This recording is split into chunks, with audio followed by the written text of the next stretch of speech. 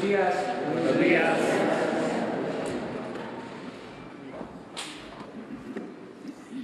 Pues como quedamos el día de ayer, que fue una mini conferencia, ahora sí tenemos más tiempo y lo dedicamos a contestar preguntas de ustedes. Empezamos con… ¿Te lo puedo pasar para grabar? Hola, muy buenos días. Yo soy Juncal Solano y represento el medio de comunicación El Charro Político, un canal. Actualmente soy estudiante de Derecho. Muy buenos días, presidente, y gracias por la palabra. El día de hoy me encuentro aquí para preguntar lo siguiente. Soy estudiante y, señor presidente, considero que es importante saber, los estudiantes estamos preocupados, los que acudimos a universidades públicas, porque sabemos que también existe corrupción. Queremos saber si dentro de estas actividades, dentro de estas acciones que ustedes piensan llevar a cabo, se encuentra contemplado acabar con ese cacicazgo, con esos dueños de las universidades públicas, porque si bien es cierto, se dice que son públicas, la realidad es que sabemos que sí hay personas que se han adueñado y los estudiantes no sabemos qué pasa realmente con esos recursos, a dónde llegan. Un ejemplo claro puedo decir, a veces queremos irnos al extranjero y nos dicen no hay recursos, pero vemos a los rectores de las universidades ganando bien, gastando en publicidad. Entonces, esa sería mi pregunta. Si dentro de estas actividades, con el objetivo de acabar la corrupción, que yo sé que es el eje principal de este gobierno y de lo cual estoy muy entusiasmada, se encuentra contemplado el hecho de acabar con la corrupción que existe en estas universidades públicas. Un ejemplo también podría decir, hoy en día las universidades públicas se han convertido en un lavadero de dinero. Un ejemplo por citar, acaba de salir una nota en relación a la Universidad de Hidalgo. En la UNAM también se reportan basureros fifís de 19,000 pesos, donde no sabemos realmente ¿por qué se gasta en eso teniendo tantas necesidades los jóvenes? Es todo, señor presidente. Sí, hemos hablado de que tenemos todos que limpiar al país de corrupción y es el gobierno y son los sindicatos, las organizaciones sociales, civiles, empresariales, las universidades, que no haya corrupción y que prevalezca la transparencia. Todo esto lo tenemos que hacer con la participación de todas y de todos y al mismo tiempo siendo respetuosos de las autonomías que no pueden significar cotos de poder, no pueden ser islas dominadas por caciques, trátese de un sindicato, de una universidad o de cualquier organización gubernamental, aunque sea autónoma, al final de cuentas todos tenemos la obligación de informar. ¿Habrá auditorías para las universidades? Estamos buscando un mecanismo de común acuerdo con las universidades, porque conviene la transparencia, sin que se interprete de que es una injerencia del gobierno y una violación a las autonomías. Nosotros estamos cumpliendo, transfiriendo fondos, entregando los recursos a las universidades. Hay en efecto quejas de que pueden recibir más recursos, hay universidades con influencia política, incluso vinculadas a partidos, y las comisiones de educación en el Congreso manejadas por representantes de universidades, diputados o senadores, pero al mismo tiempo exrectores o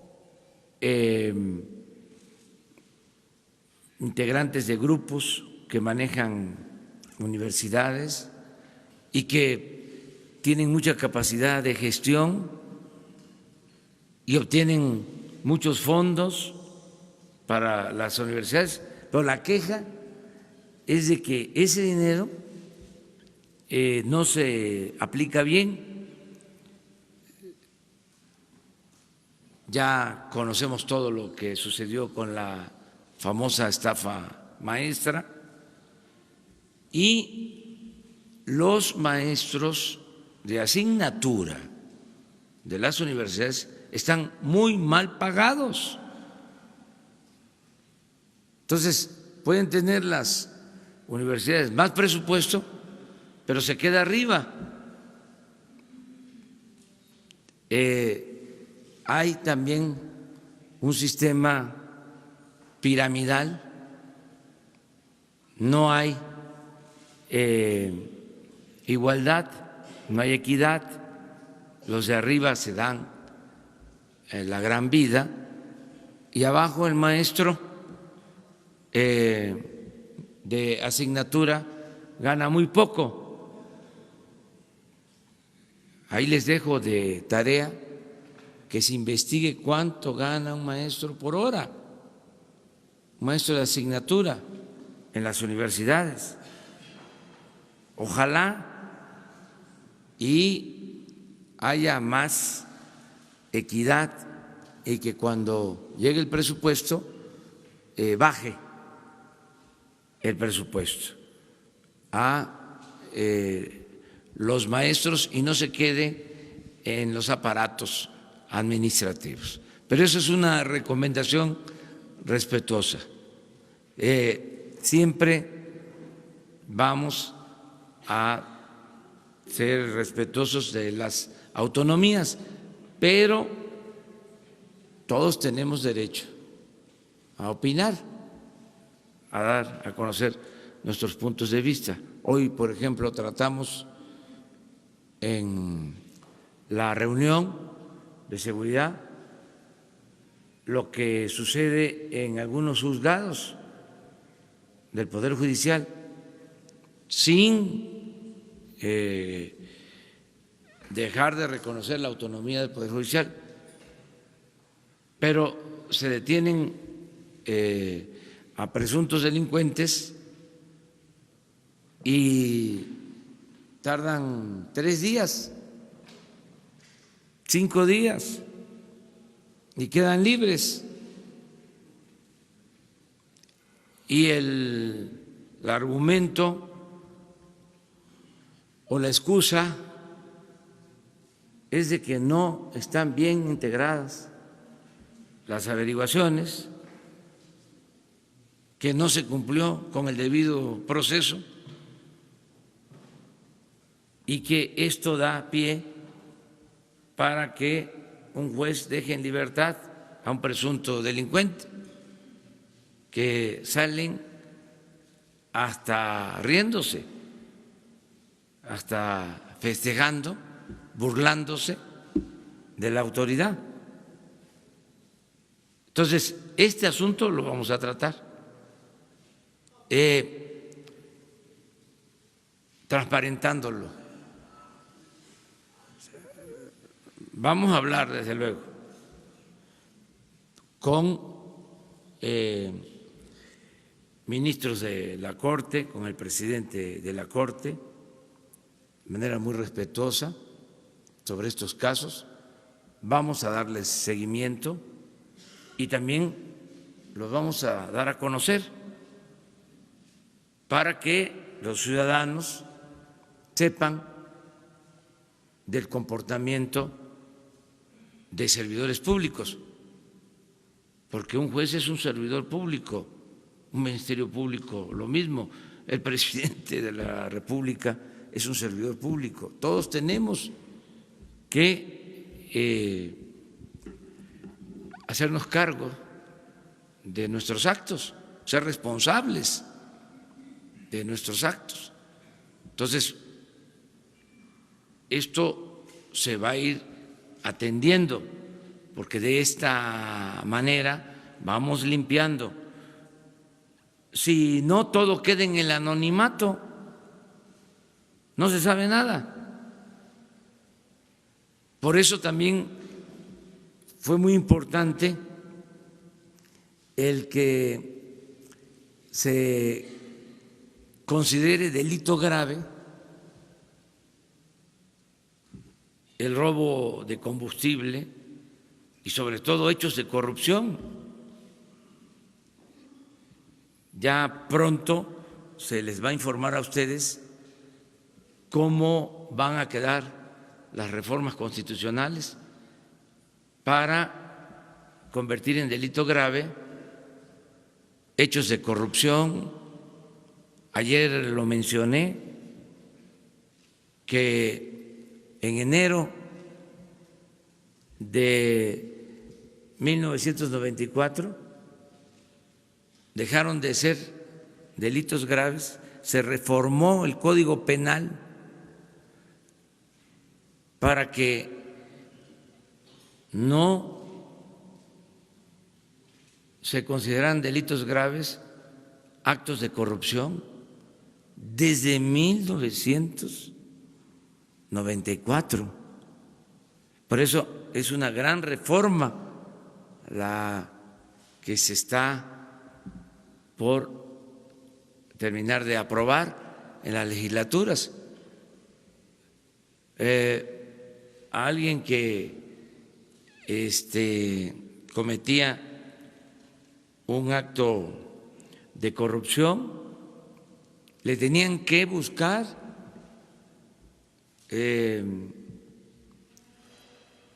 alguna relación con lavado de dinero,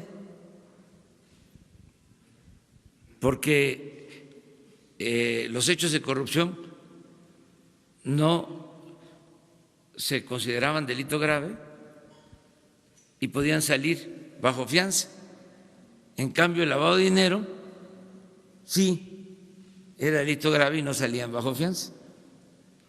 Entonces, por eso a muchos de los que tienen en la cárcel o están en la cárcel por corrupción se les está también acusando de delito grave. Si no, no estarían. Entonces, todo esto se hizo de manera deliberada, que no me vengan con el cuento de que fue una reforma legal casual o apegada a las nuevas concepciones del derecho. No, todo fue concebido para proteger a corruptos. Yo comentaba en una ocasión que habían legisladores famosos, abogados, que siempre se oponían a reformas para castigar el influyentismo y nunca se hicieron modificaciones al marco legal. Pero bueno, ya nos desviamos, pero es interesante el tema. Presidente de México, buenos días. Carlos Pozos, de Líderes Mexicanos y Petróleo y Energía. Presidente, usted como el primer mandatario de la izquierda mexicana en el poder a 101 días de su mandato, ¿considera usted que ha demostrado que no es un peligro para México? Y en ese sentido, si podría usted ahora convocar y firmar un acuerdo nacional con las fuerzas de la sociedad para hacer de la honestidad una forma de vida y de gobierno. Bueno, yo creo que estamos gobernando para todos, ayer lo dije. Les recuerdo lo que me comentó un migrante durante la campaña en San Quintín, Baja California, un adulto mayor, un migrante poblano que vive en San Quintín, terminó un acto y me buscó. En la multitud estaba yo despidiéndome hasta que me encontró y me dice, así como el presidente Juárez separó al Estado de la Iglesia, porque a Dios lo que es de Dios y al César lo que es del César, ahora lo que se necesita es separar al poder económico del poder político y que el gobierno represente a todos los mexicanos. Pues esa es la lección que estamos aplicando, que el gobierno no esté al servicio de un grupo, por poderoso que sea, que el gobierno represente a ricos y a pobres, de todas las clases sociales, de todas las religiones, creyentes, no creyentes, de todas las culturas, de todas las preferencias sexuales. Eso es lo que estamos haciendo. Esa es una transformación. Si es esto ser de izquierda, pues me apunto. Pero considero que esa es nuestra responsabilidad y sí convoco a todos los mexicanos. No es la primera vez, es reiterar que debemos todos poner por delante la honestidad como forma de vida y como forma de gobierno. Si todos ayudamos para que se acabe la corrupción, se va a lograr el renacimiento de México. Es la gran reforma. Ayer también mencioné eso. Hasta para propósitos económicos, porque siempre se habla, ¿y cuál es el modelo económico? Y lo que dije ayer, vamos a demostrar que si no hay corrupción, hay crecimiento económico. El modelo que se está llevando a la práctica con el nuevo gobierno va a dar resultados en México y va a ser ejemplo mundial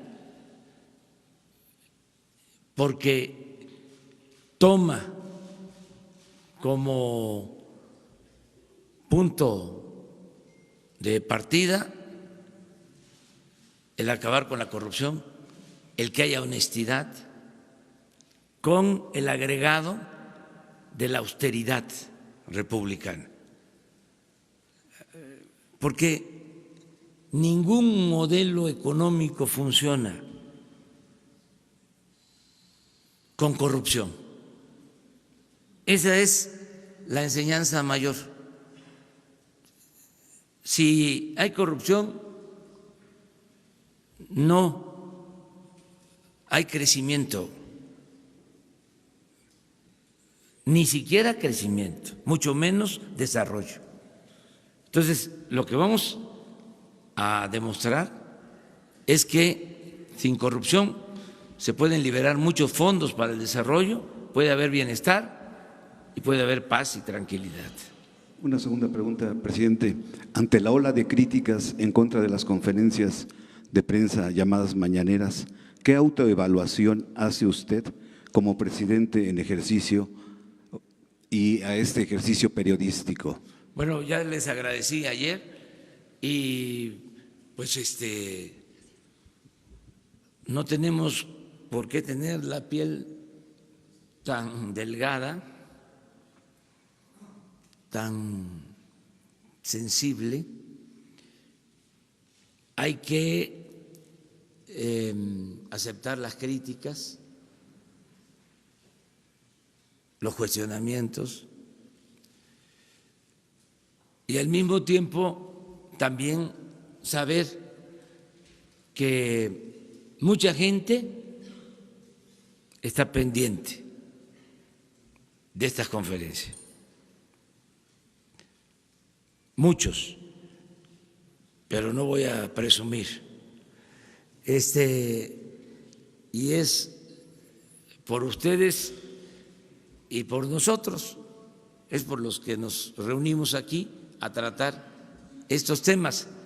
Tenemos ventajas. Ustedes, porque pueden preguntar abiertamente, sin censura. Y yo tengo la ventaja de que, como soy presidente, cuento con bastante información. Siempre tengo cosas que decir. Entonces, no son lugares comunes, refritos, siempre hay algo nuevo. Sí, me repito, pero no tanto. Me tengo que repetir porque tengo que estar reafirmando ciertos criterios y principios. Yo siempre sostengo que un escritor no debe de repetirse, pero un dirigente político sí, porque es parte del trabajo de concientización que se tiene que ir haciendo. Los dos. Presidente, buenos días. Misael Zavala del Universal. Hoy en la portada del periódico El Universal llevamos una información de que según la Secretaría del Bienestar van a desapareció el presupuesto para 5,000 comedores comunitarios que antes eran de la Sede Sol, ahora Secretaría de Bienestar, y que formaban parte de la Cruzada Nacional contra el Hambre. Si desaparece este presupuesto, eran más de 3,000 millones de pesos para los comedores comunitarios. Y además, la semana pasada, esta semana se dio a conocer la desaparición de un autobús que viajaba hacia Reynosa, en Tamaulipas. ¿Qué información le han proporcionado por parte de la Secretaría de Seguridad Pública? El gobernador Cabeza de Vaca ayer decía que ese autobús iba custodiado por la Policía Federal, pero el secretario Durazo dice que no. ¿Qué pasa con este caso? Gracias. Bueno, acerca de los programas sociales está haciendo una revisión. Tenemos pendiente el informe que vamos a presentar sobre la corrupción que prevalecía en la Secretaría de Desarrollo Social, con programas supuestamente dirigidos a la gente que no llegaban o que los recursos no llegaban completos. vamos a informar sobre todo esto. Se está podría haciendo ser- una revisión, ya no existe la Secretaría de Desarrollo Social ni sus prácticas. Se terminan alrededor de 30 años de estos programas electoreros que solo mediatizaban y que daban pie a la corrupción, utilizando el nombre de gente humilde, de gente pobre. Todo eso se termina. O sea, era primero hasta no sé qué me da pronunciar la palabra porque fueron de las cosas que hicieron también, plagiaron términos, conceptos que se utilizaban en la lucha social, pero primero era solidaridad, luego, no sé, oportunidades, luego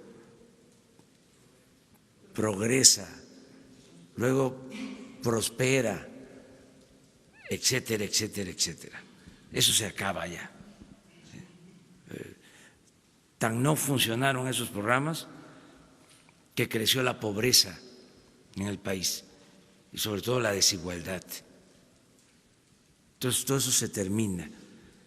Y claro, quienes usufructuaban esos programas, no beneficiarios, sino administradores de esos fondos, no están contentos.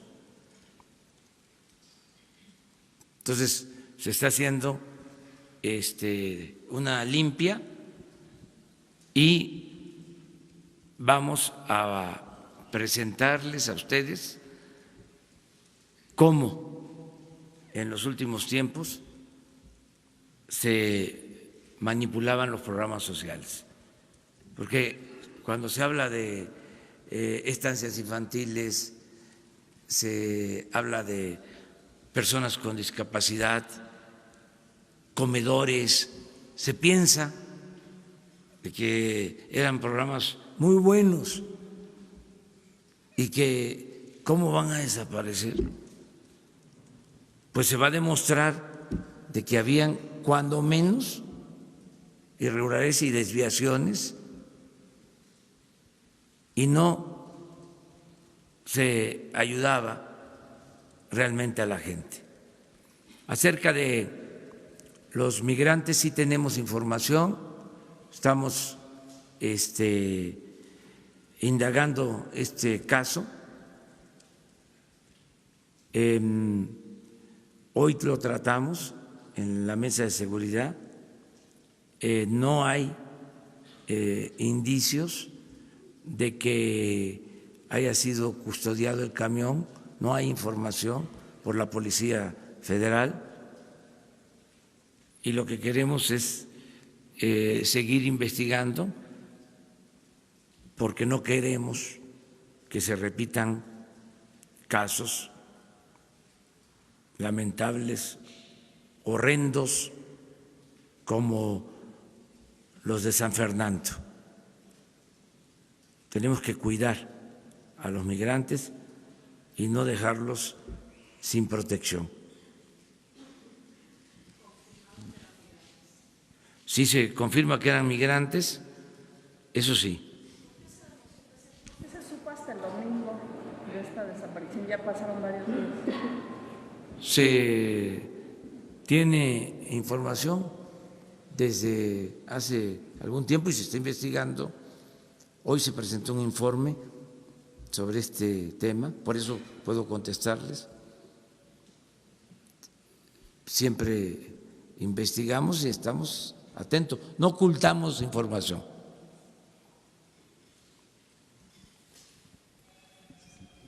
Gracias, presidente. Sobre este tema nada más de Tamaulipas, para precisar, El hecho de no haber hecho público la información sobre el presunto secuestro de los migrantes permitió que siguieran las rutas de los autobuses y eso no puso en riesgo a esos pasajeros y a esos otros migrantes, el hecho de que el gobierno de Tamaulipas no haya informado sobre este caso. No creo. Siento que se está investigando para tener certeza, porque hay hipótesis de que es una forma de introducirse al territorio estadounidense,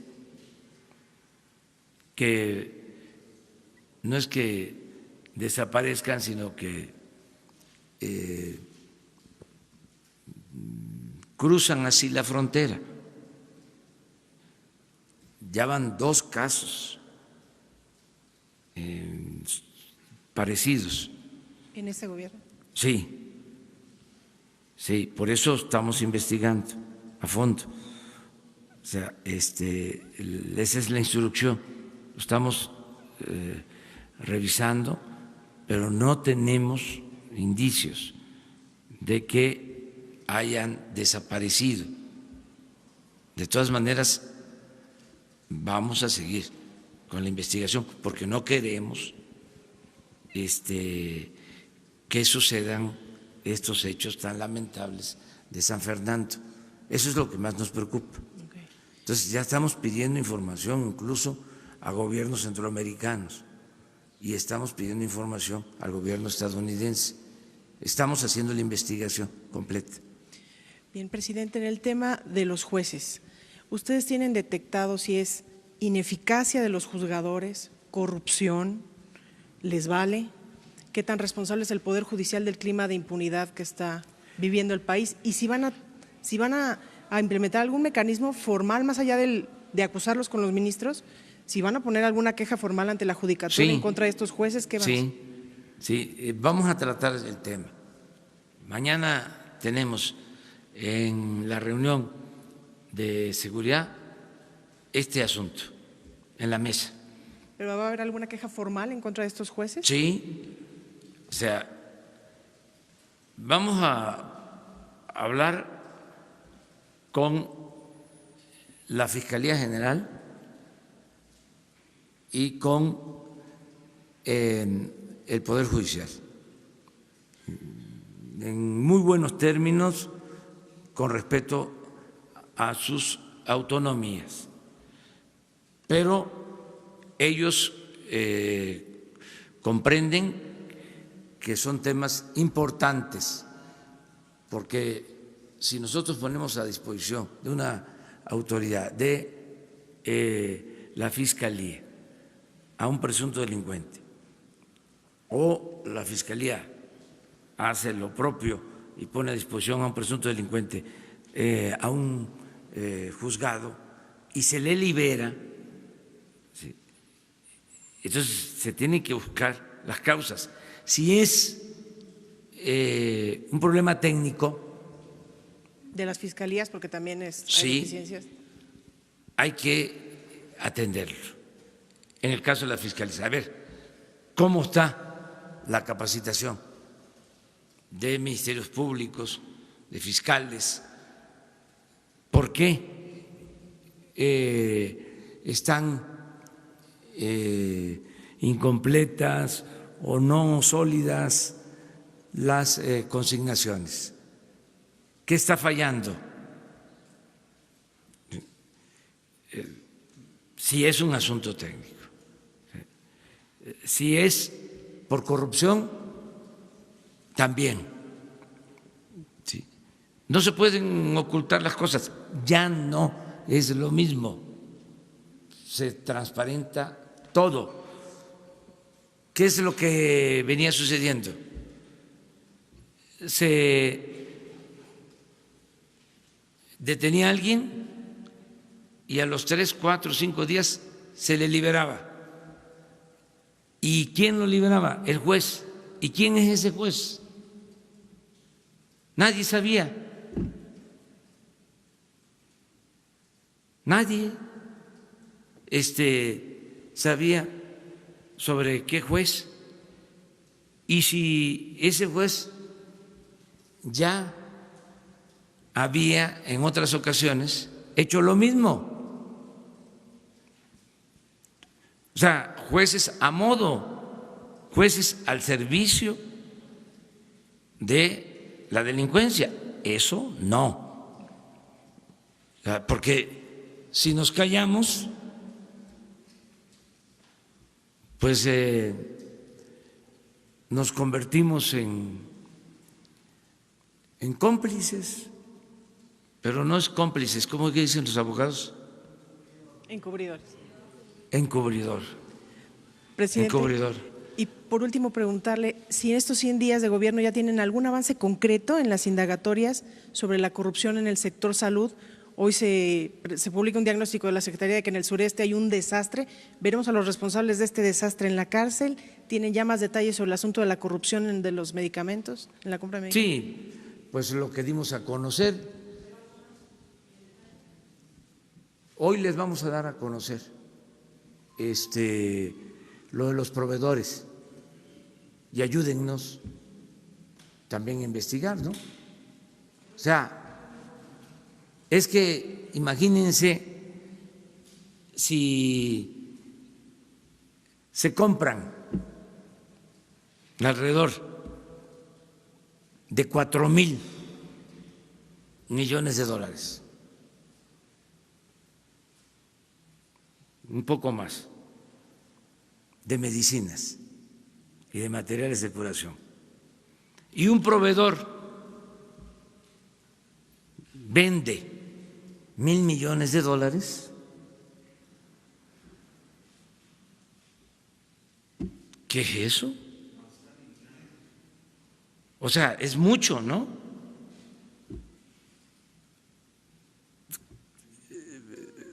Puede ser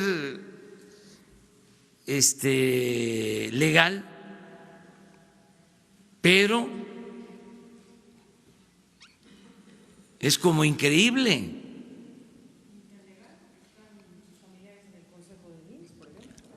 No, pero ese no. No. Eso que ustedes publican, porque estoy pendiente, no de lo que ustedes publican, de todos, lo que ustedes publican. O sea, es mi trabajo informarme.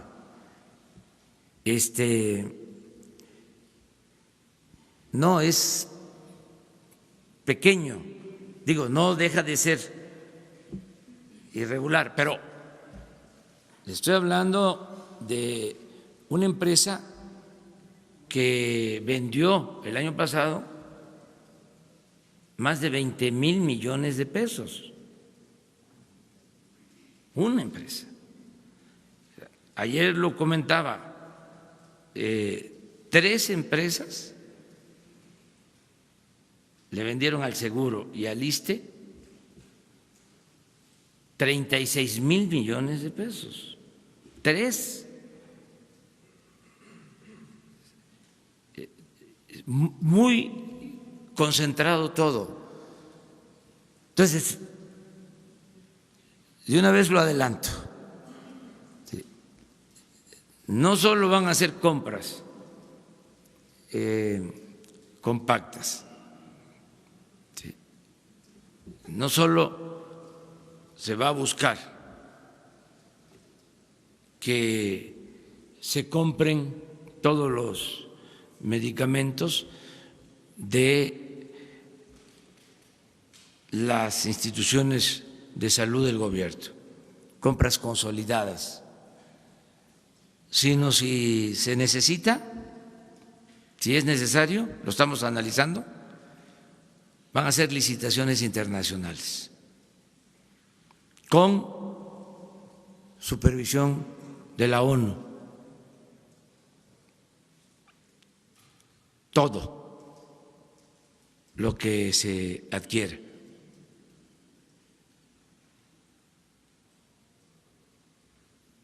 Porque es mucho lo que se pierde, se fuga en todo lo que es el sector salud.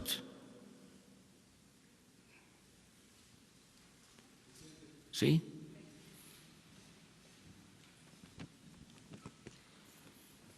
Muy buenos días, señor presidente. Andrés Manuel López Obrador, me llamo Pati Estrada, mexicana, con más de 20 años de periodista en Estados Unidos, en diferentes medios de comunicación. Represento hoy el show de Alex, el genio Lucas, que se transmite en 90 ciudades del país, y del periódico de Dallas Digital, Hoy Dallas. Y bueno, estas son mis preguntas. Usted nos ha dicho a los periodistas que hagamos nuestra tarea y yo hice mi tarea, y aquí vengo. En el tema de protección, le comento que fui testigo presencial de la ejecución del mexicano Edgar Tamayo en el 2014. Fue ejecutado por el asesinato de un policía en Texas. Edgar Tamayo le comentó a la periodista Patricia Giovini, que escribió el libro Protocolo de la Muerte, que ella narra pues las historias de todos los sentenciados a muerte en las cárceles de Estados Unidos. A 5 días de su ejecución, esto es lo que le dijo Edgar Tamayo a Patricia Giovini: te platico que el consulado me va a traer a mis hermanos. No los he visto, pero me los traen cuando ya me van a quitar la vida. ¿Por qué nunca nos escuchan antes de tener una fecha de ejecución? Y luego lo hacen cuando tienen a los periodistas encima para pararse el cuello. No soy el único con quejas en contra del consulado en Houston. El gobierno mexicano debería hacer una investigación. Por ejemplo, siempre me niegan ver una copia del reporte en el que le dicen a la Secretaría de Relaciones Exteriores lo que hace por nosotros, de nuestra situación aquí en el corredor de la muerte. Se los he pedido y me ignoran. Entonces pienso, ¿qué pueden estar diciendo en este reporte? Muchas mentiras. Eso es lo que escribió Edgar Tamayo a la periodista Giovini. Entonces mi pregunta es, ¿usted cree que sea posible que el consulado mexicano, la red consular, a través del Departamento de Protección, conceda esos informes sobre lo que hacen los cónsules de protección a los presos en cárceles en Estados Unidos, sobre todo en los sentenciados a muerte, no solo en el caso de Tamayo, sino en otros casos? Otra pregunta, señor presidente, es en el área de documentación. Muchas personas nos llaman y nos dicen que llaman al número de Mexitel, 1877 Mexitel, para hacer su cita, para tramitar pasaporte o para tramitar matrícula consular. Siempre están agotadas las citas, batalla la gente, tiene emergencias que viajar, tienen que sacar un permiso vehicular, pasaporte o matrícula. Entonces, ¿qué pasa? Yo hice una llamada y resulta que me entero que hay consulados en donde a un lado, donde sacan copias, por ejemplo, venden las citas para Mexitel para tramitar pasaporte o tramitar matrículas. Por ejemplo, se anuncian en las redes sociales como Facebook y dice: yo tengo 40 citas para trámites de pasaporte y matrículas mexicanas. Para mayor información, comunícate conmigo.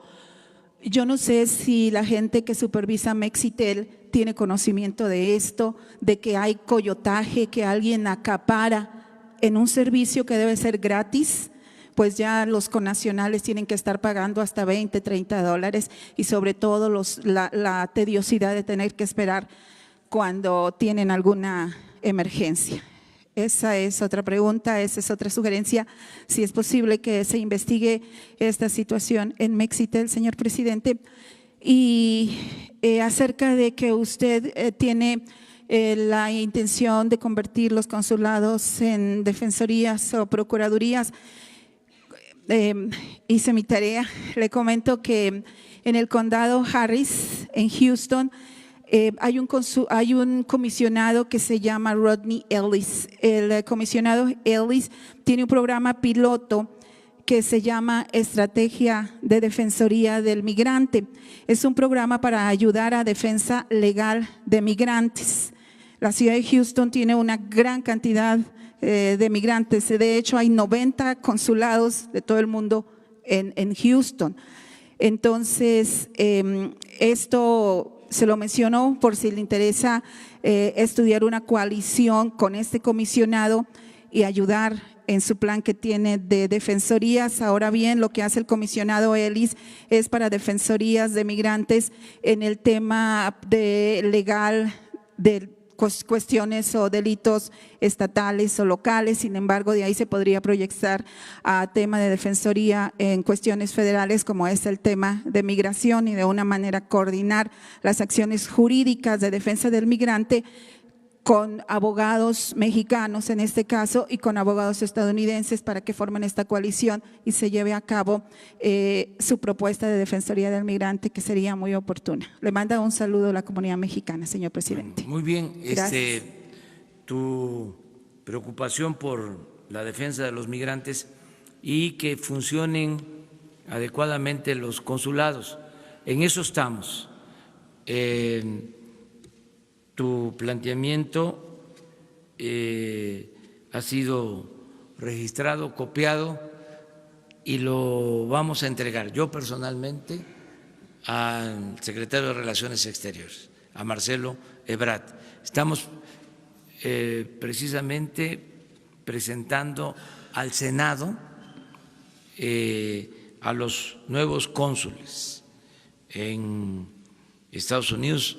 Son 50 consulados y queremos que protejan a los mexicanos, a los 24 millones de mexicanos que viven, trabajan en Estados Unidos. Estamos buscando también, por lo mismo, que los consulados se conviertan, digo siempre, en una especie o algo parecido, matizo, para que los formalistas no refuten diciendo que eso no es posible. Pero lo que queremos en la práctica, en los hechos, es que los consulados sean como procuradurías de la defensa de nuestros paisanos migrantes. Ese es el enfoque que queremos darle y lo vamos a seguir haciendo, defendiendo derechos humanos, aunque se trate de sentenciados a muerte. Nosotros tenemos la obligación política, moral, de atenderlos, de protegerlos, de defenderlos. Nosotros no estamos a favor de la pena de muerte.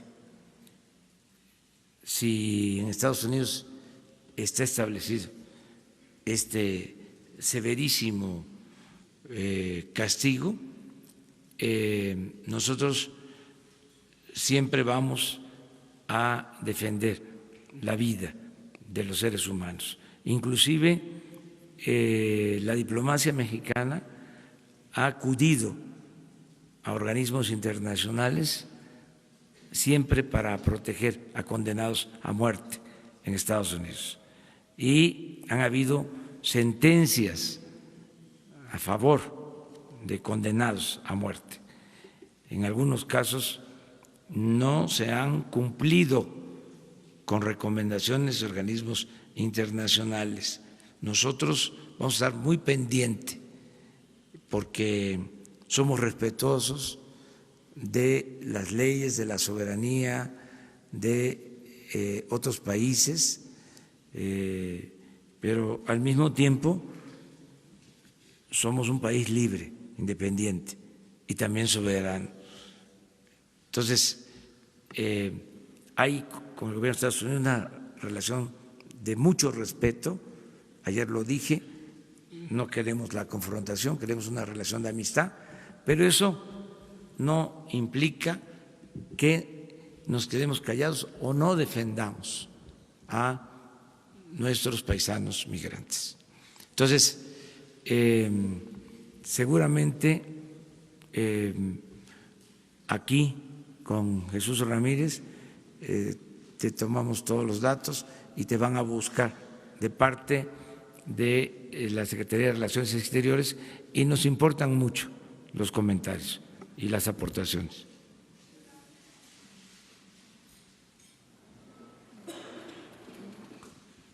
Gracias, señor presidente. Buenos días. Carlos Montesinos de la Hoguera. Hablando del tema de defensa de la vida, el domingo, después de su evento en Puebla, integrantes del Frente Nacional por la Familia comentaron que recibieron su apoyo, por lo menos de palabra, para impedir avances en leyes que permitan la interrupción del embarazo. Primero, si es verdad que esto sucedió, que sí les expresó su apoyo. Y segundo, ya usted mencionó que este tema y otros más controversiales serán llevados a consulta. Entonces, primero saber si, como ocurrió con el aeropuerto o como ocurrió con la termoeléctrica, usted también expresará su opinión antes de la consulta, de acuerdo a lo que ocurre. Muchas gracias. Sí, miren, en este caso me reservo la opinión porque no quiero polemizar, no quiero tomar partido. Ya hablé de que represento a todos los mexicanos y a todos les debo respeto. Entonces, por lo pronto, no me meto.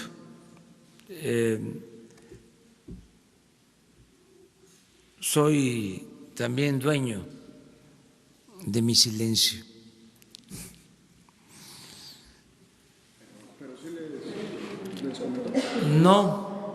No, porque no me estoy metiendo en el tema. O sea, sencillamente no opino sobre esto porque no quiero contribuir a una confrontación. Soy respetuoso de las libertades, que todo mundo se manifieste, pero que en este caso me permitan mantenerme al margen. Si después el caso lo amerita, pues entonces veríamos la forma de atenderlo. Y siempre cuando hay discrepancias, lo mejor es la democracia. Pero ahora tenemos una encomienda que es la que me está demandando todo mi tiempo, toda mi imaginación, mi conocimiento, mi trabajo: acabar con la corrupción en México. Eso es lo que me mantiene preocupado y ocupado. Me ocupo de otras cosas, desde luego, pero estoy dedicado a eso, porque considero desde hace tiempo, no de ahora, puedo probar que lo escribí en un libro hace 30 años. Tengo un relato sobre el daño que causa la corrupción. He escrito sobre eso. Conozco lo que decía, por ejemplo, Daniel Cosío Villegas sobre la corrupción.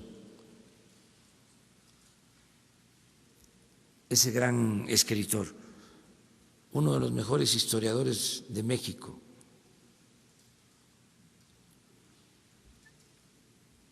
Decía, nada ha dañado más la vida pública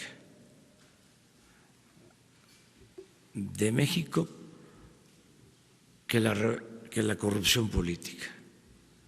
Decía una cosa interesantísima, decía, la corrupción política es la causa principal, la corrupción es la causa principal de la desigualdad.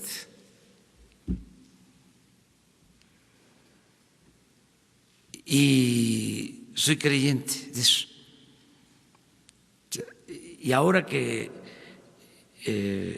la gente me dio su apoyo para estar aquí, he reafirmado esa convicción. Nada ha dañado más a México que la deshonestidad de los gobernantes. Y esa es la causa principal de la pobreza, de la desigualdad, de la inseguridad, de la violencia. Por eso le tengo toda la confianza a que si desterramos la corrupción, México va a resurgir.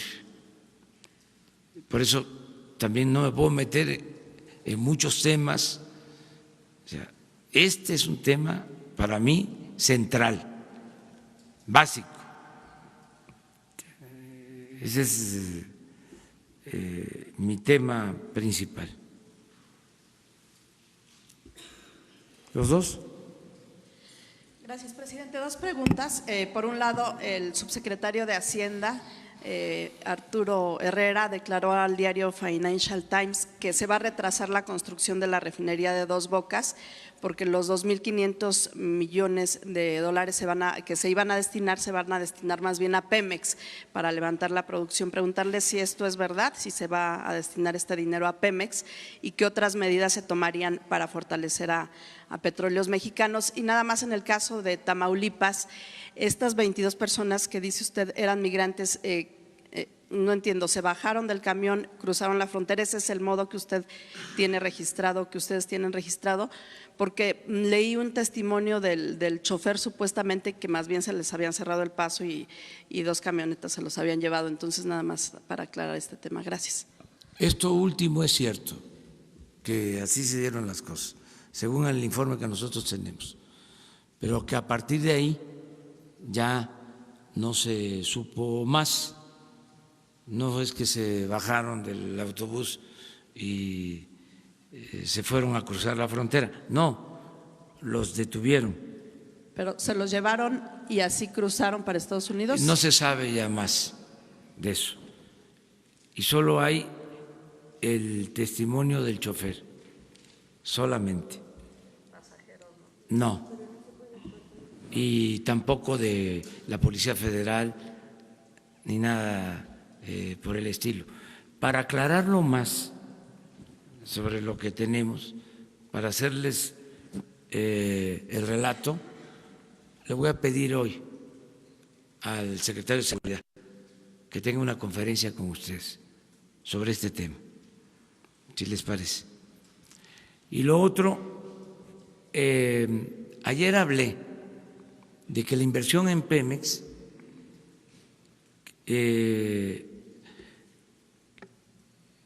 crece en 40% con relación a lo que se invirtió el año pasado, 40% más. Y en el caso de la Comisión Federal de Electricidad, también aumenta la inversión pública en 60%. Pero adicionalmente, y eso no lo dije, se cuentan con 50,000 millones de pesos para la refinería. aparte de lo de Pemex. Entonces, sí tenemos presupuesto.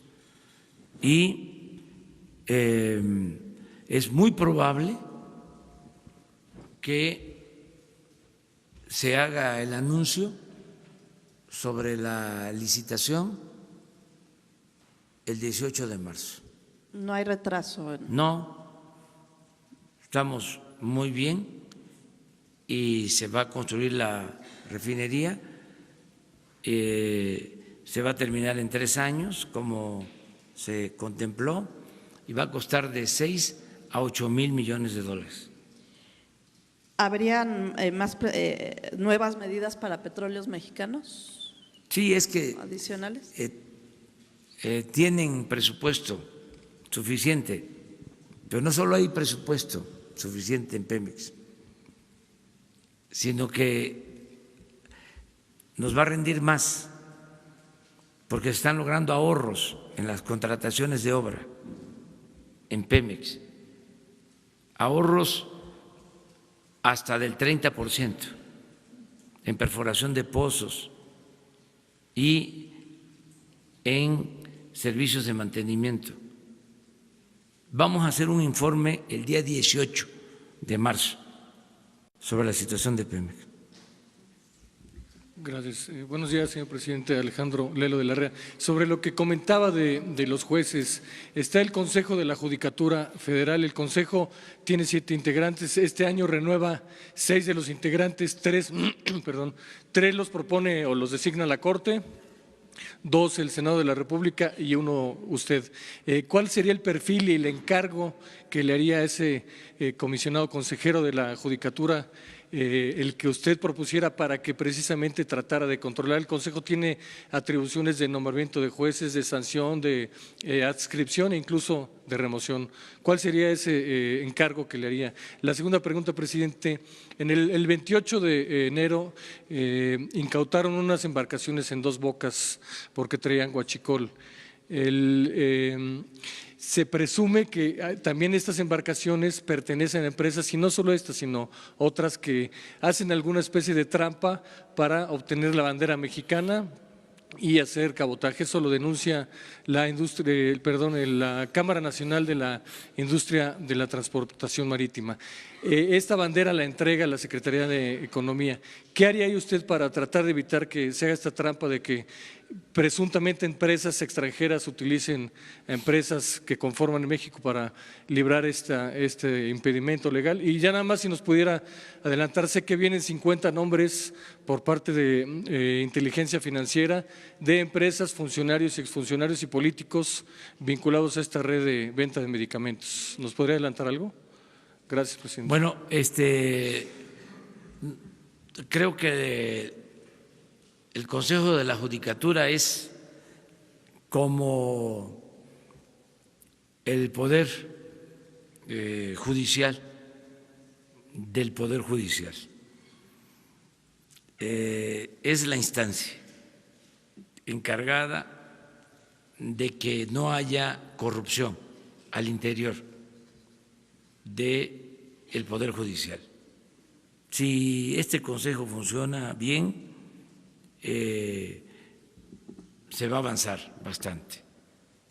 Todo esto lo digo con todo el respeto al Poder Judicial.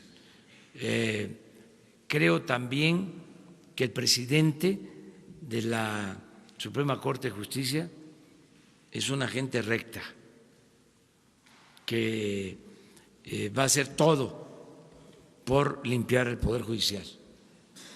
Le tengo confianza. De modo que sí se va a avanzar.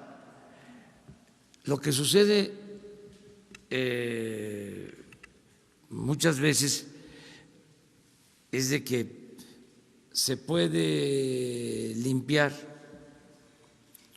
una institución, un gobierno, un poder de arriba para abajo, ¿sí?, o de abajo hacia arriba. Yo soy partidario, en el caso del Poder Ejecutivo, de que debe de limpiarse como se está haciendo, de arriba para abajo, como se barren las escaleras. Pero lleva tiempo. Limpiar la mugre lleva tiempo.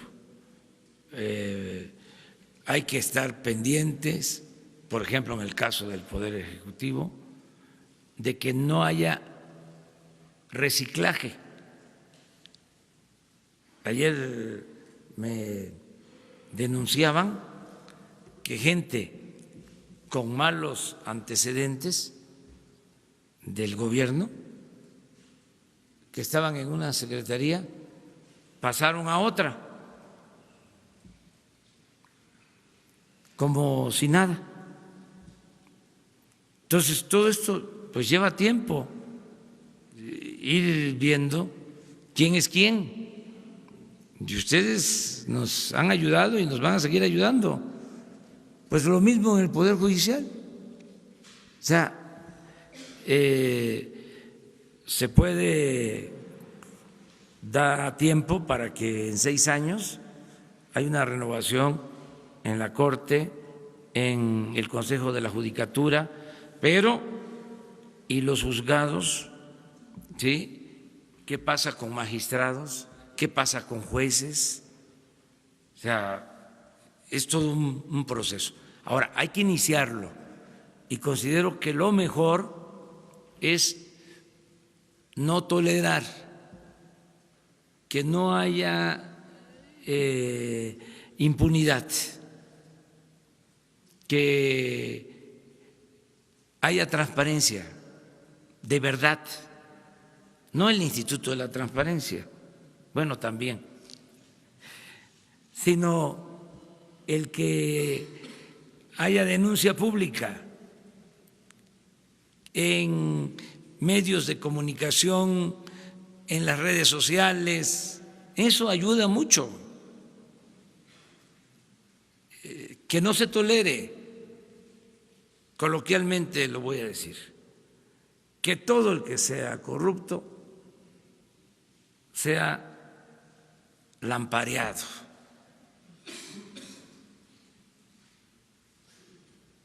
Señalado.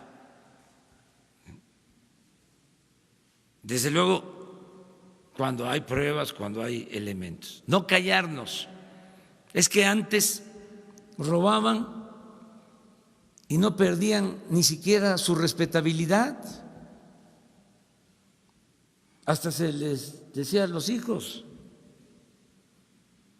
estudia para cuando seas grande, seas como don fulano, un reverendo ladrón. Eran ejemplo a seguir. Entonces, eso tiene que terminar. Nada de que el que no tranza no avanza. No. Si eres tranza, eres mal visto. Y no solo te afectas tú y afectas a la sociedad, afectas a tu familia, afectas a tus hijos. ¿Qué culpa tienen tus hijos de que tú seas un corrupto y que por tu actitud irresponsable tus hijos en la escuela sean señalados de que tienen un papá político corrupto? ¿Qué derecho tienes a afectar a tus hijos, a marcar a tus hijos? Entonces, esta es una buena campaña, lo que comentaba el compañero, el pacto verdadero, el que todos pongamos por delante la honestidad como forma de vida y como forma de gobierno. Si logramos eso, México se va a transformar y hacia allá vamos. La Secretaría de Marina nos está ayudando en todo lo de las embarcaciones piratas. incluso van a tener una instalación de vigilancia precisamente en Dos Bocas, Paraíso, Tabasco. Ahí van a tener una comandancia para el cuidado de toda la costa del Golfo de México, en esa parte de Tabasco y Campeche, en donde se están vandalizando plataformas y hay también huachicol en el petróleo crudo, en fuga de petróleo crudo, que tampoco es nuevo. Estamos ahora teniendo ya más control sobre el petróleo que se extrae, sobre la contabilidad, porque sí hay también mercado negro en petróleo crudo. O sea, y estamos atendiendo este asunto. Dos más. Lo que le decía de la Secretaría de Economía, que crean empresas, empresas extranjeras crean una mexicana, entre comillas, para poder sortear este impedimento del abanderamiento y poder hacer cabotaje. Sí. ¿Eso la Secretaría de Economía puede llevar algún control? Sí, la Secretaría de Economía y Marina. Los dos. Sí, básicamente. Gracias. Dos más, ¿no? Ustedes dos. Dos más. Gracias, señor presidente. José Hernández de Escuanto. Nos acaba de dar el dato de los 50,000 millones de pesos para la refinería de Dos Bocas. Para preguntarle si se aplicarían este año esos 50,000 millones de pesos y si ya estaría la ONU para revisar todas las licitaciones y todo esto. Gracias. Sí, así va a ser. Se convoca y ya la ONU tiene que participar.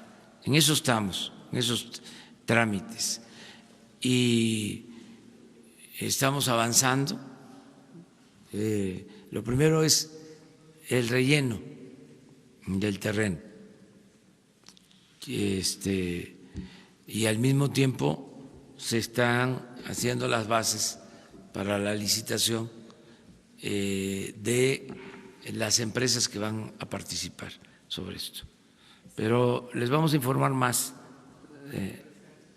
Sí. La idea es que se avance, porque son 3 años. Ayer lo comenté, no vamos a dejar obras en proceso. Además, urge que tengamos capacidad para procesar petróleo crudo, para hacer gasolinas. Bueno, ahorita tenemos que hacer las dos cosas al mismo tiempo. Sacar el petróleo que nos hace falta, porque se llegó al extremo de comprar petróleo crudo para las refinerías. Entonces, calculamos que el año próximo ya vamos a tener más petróleo, el año próximo. Pensamos que a finales de este año ya los nuevos pozos petroleros van a estar produciendo. Entonces va a empezar a aumentar la producción para tener la materia prima. Por eso en 3 años que tengamos la refinería vamos a contar con el petróleo suficiente.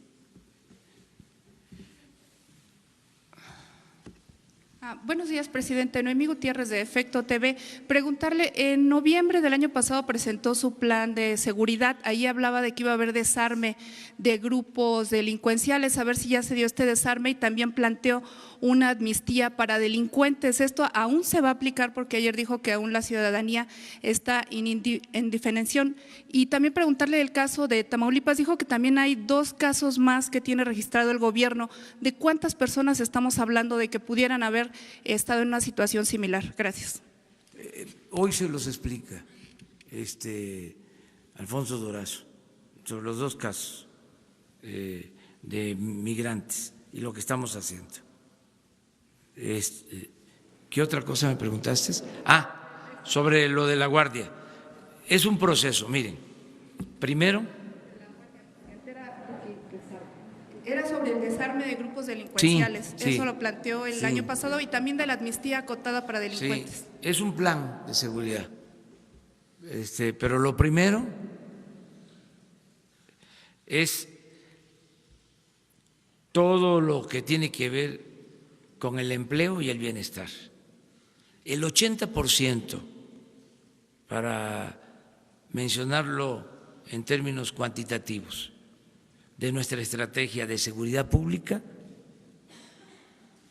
se basa en la prevención, es decir, en mejorar las condiciones de vida y de trabajo del pueblo, en que se rescate al campo, que haya empleo, que haya bienestar, que se atienda a los jóvenes. Eso es lo más importante para garantizar la seguridad pública. Esa es la base. Y esa es también la gran diferencia con relación a la estrategia de los otros gobiernos. Sí, sí. Se los puedo explicar de manera muy sencilla. Es quitarles a los delincuentes la posibilidad de enganchar jóvenes.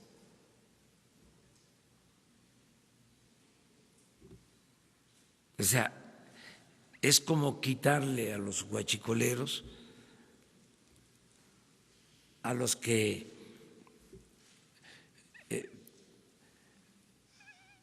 extraen en tomas clandestinas combustible por necesidad. Espérenme. Eso primero. O sea, la paz y la tranquilidad son frutos de la justicia. Esa es la concepción. Muchos dicen, sí, pero ¿qué se va a hacer? O sea, porque siempre se piensa, o es lo que nos metieron en la cabeza, de que la seguridad son policías, son soldados, son cárceles, son leyes severas, amenazas de mano dura. No, si el ser humano, lo dije ayer y lo repito, no es malo por naturaleza, son las circunstancias las que llevan a muchos a tomar el camino de las conductas antisociales. Entonces, ¿qué es lo que hay que hacer primero? Pues crear nuevas condiciones de justicia. Yo no podría estar ordenando ninguna acción policíaca, ningún operativo de uso de fuerza, si no estuviese yo atendiendo las demandas sociales. Eso sería una gran injusticia. Eso no es hacer un buen gobierno. Eso es inhumano. Eso es autoritarismo. Imagínense estos que permitían la corrupción, abandonaron al pueblo y encima de eso el uso de la fuerza. ¿Cómo se va a masacrar a jóvenes que nunca tuvieron posibilidad de ser atendidos, nunca hubo oportunidad para que estudiaran, para que tuviesen trabajo, y ya cuando toman el camino de las conductas antisociales se les masacra? Eso no. Ese es el cambio. Bueno, 80% eso. El resto, sí, pues tener presencia, porque ayer hablaba, no había de parte del gobierno federal protección al ciudadano, porque se contaba con 10,000 elementos. El Ejército y la Marina, que decían, están en la calle y están haciendo funciones, tareas de seguridad pública. No, estaban realmente dedicados a operativos para combatir el narcotráfico, no en labores de seguridad pública de manera estricta.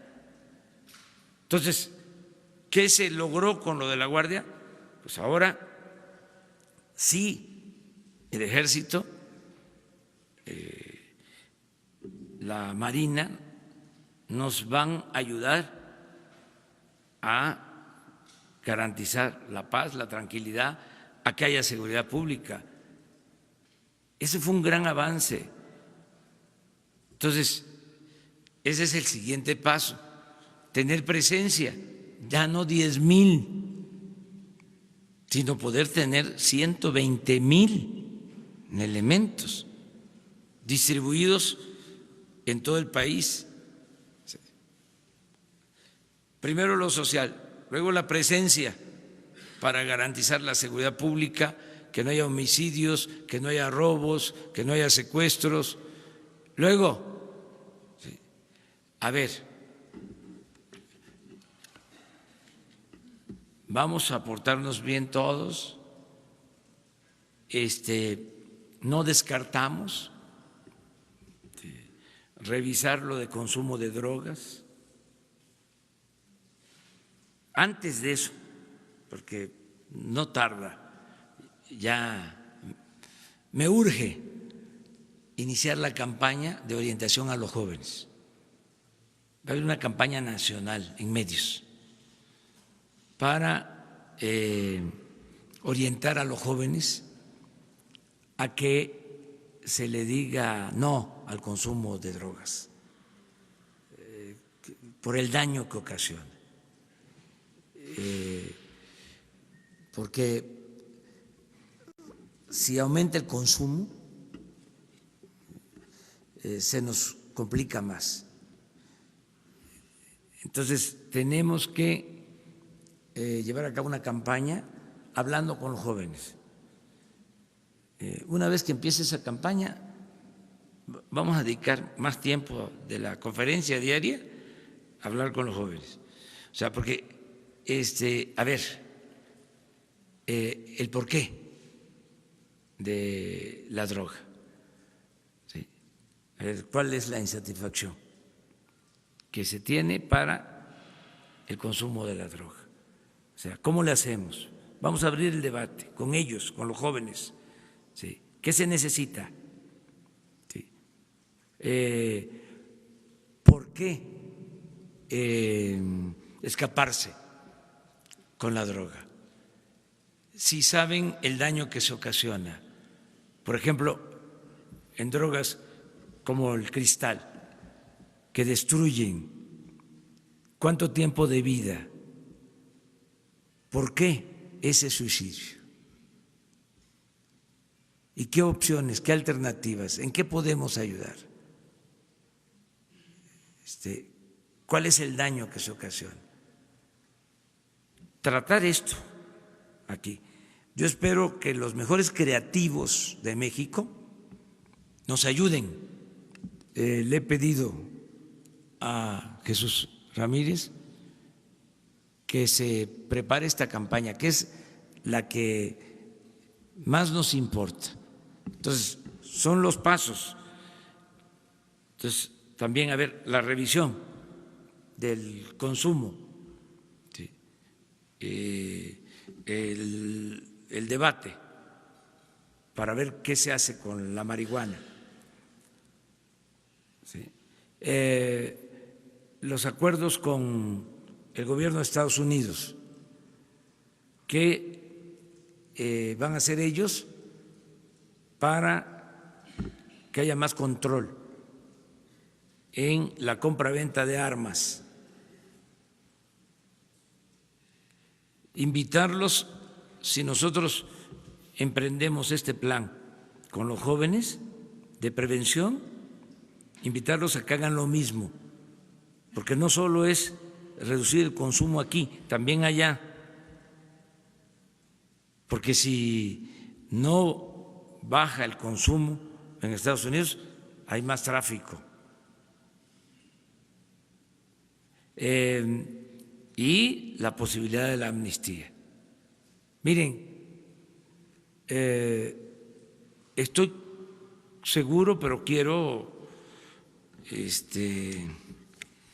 tener todos los elementos, ya estamos trabajando en eso, de que hay mucha gente en las cárceles que no deberían de estar. Hace unos días que se conmemoró el Día de la Mujer,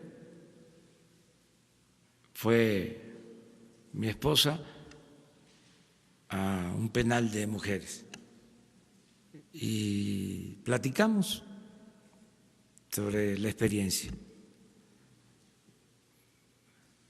Me dice, hay una señora de más de 80 años en la cárcel. Otra señora joven que lleva 20 años. O sea, todo eso lo tenemos que revisar. ¿Cuánta gente está en la cárcel y lleva tiempo sin sentencia? ¿Cuántos indígenas, campesinos, gente pobre que fue utilizada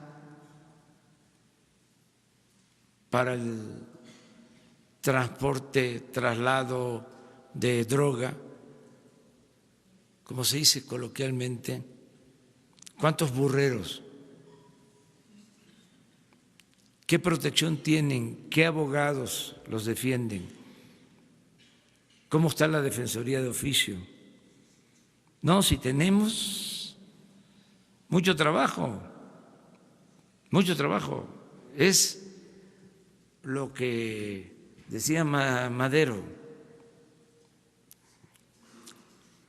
retomando la frase bíblica, el pueblo de México tiene hambre y sed de justicia. Entonces, tenemos que ir avanzando y pedirle a la gente que nos ayuden, que todos nos ayuden, que todos apoyemos, que todos contribuyamos al cambio, a la transformación. Y ahora sí, nos vemos mañana.